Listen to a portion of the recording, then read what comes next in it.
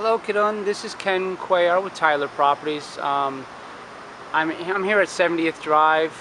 The only reason I'm putting this video together is I wanted to address just one of the things that the repair requests from the home inspector regarding the north wall stucco damage.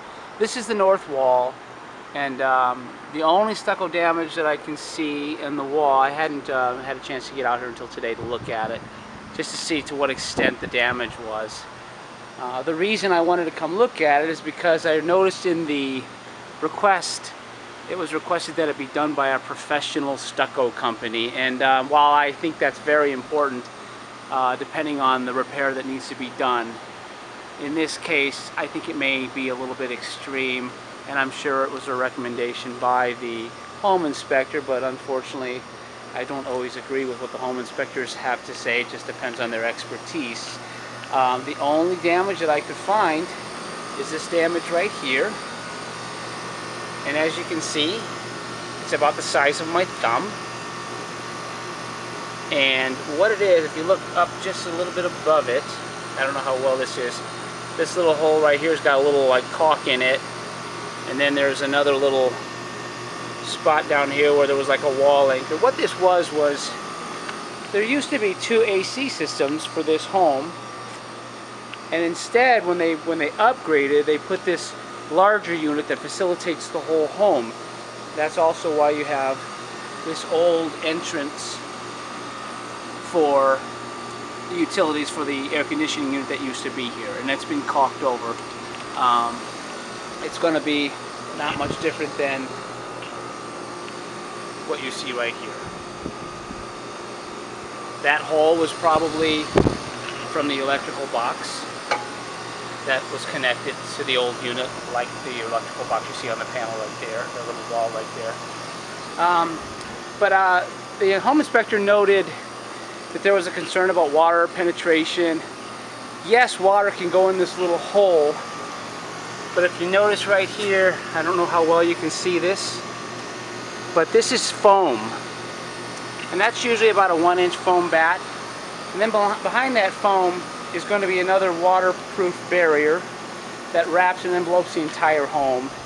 All homes have to follow this code, and they all have to be waterproofed long before the foam backing goes on, and the metal lath, and then the scratch coat, brown coat, and finish coat on stucco.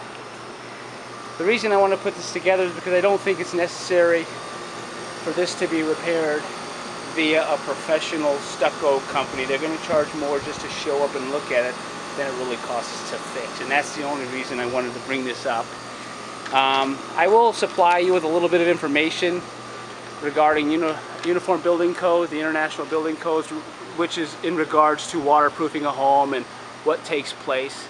And just know that before any home gets the stucco coat installed, the home inspector would have to come out, pre-inspect that all of the waterproofing and the foam and lath has been installed properly before they ever cover it up. And that's going to be the case here. So I can assure you that no matter who fixes this, it's not going to need to be done by a professional stucco company. It's not like we need to break out a big area and have it retextured. This is something that you could go down to your local Home Depot, pick up a tube of stucco patch compound and just fill it in, much like they already did down here and up here. So I just wanted to bring that up. If you wanted more information on the building code, it's the International Building Code is R703.9 exterior insulation finishes systems, and that's what this would fall under. So that'll give you all the information you could need regarding waterproofing a home. And I just want to make sure that the home buyer doesn't have any concerns about waterproofing and water intrusion, because that's simply not going to happen here. If water soaks into this little area, it will simply run down to the bottom, and you will hit the weep screed right here, which has little hole penetrations all across the bottom. Any moisture that can get into this wall will simply drain out the bottom. And it's designed to do that because this entire wall is nothing but a cementous material. And no matter how much paint you put on one of these walls, they will still absorb water over time. And as the paint fades and breaks down, it'll absorb water even more.